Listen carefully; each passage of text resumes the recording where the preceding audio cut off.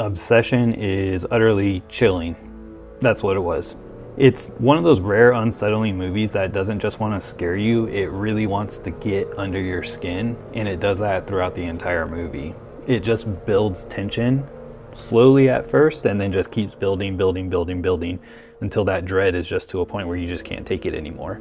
There's so many times throughout the movie that the audience was audibly gasping or unsettled, a lot of chair movements, a lot of people muttering under their breaths, and it added to the atmosphere. You get about 15 minutes of safety in this movie at the very beginning, and then from then on, it's just pure dread. I absolutely hated it and loved it all at the same time. Inde Navarrette, I hope I'm pronouncing that right, her performance as Nikki was chilling. It was so good.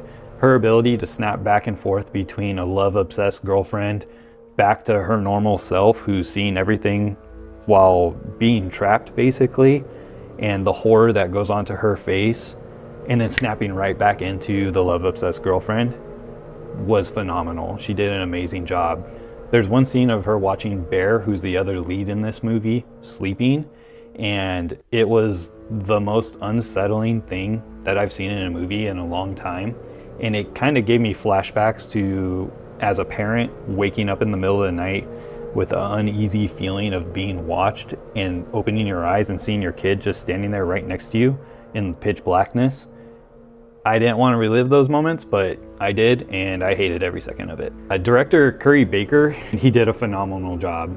The way that he wasn't actively using jump scares to scare us throughout this entire movie.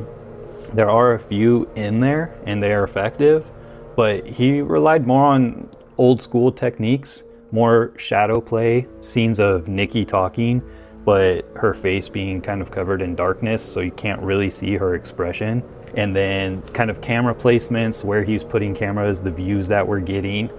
He did a masterful job of it. It helps build the tension throughout the movie. He also used silence as a weapon. There's a scene where Nikki's just standing there, smiling, creepily, and it lingers, and lingers, and lingers. And it got to a point where all throughout the theater, everybody was just saying, okay, I'm done. My verdict on this movie, go see it in a theater with a crowd because it just adds to the fun. I haven't had too many experiences in theaters like that, and I really enjoyed it.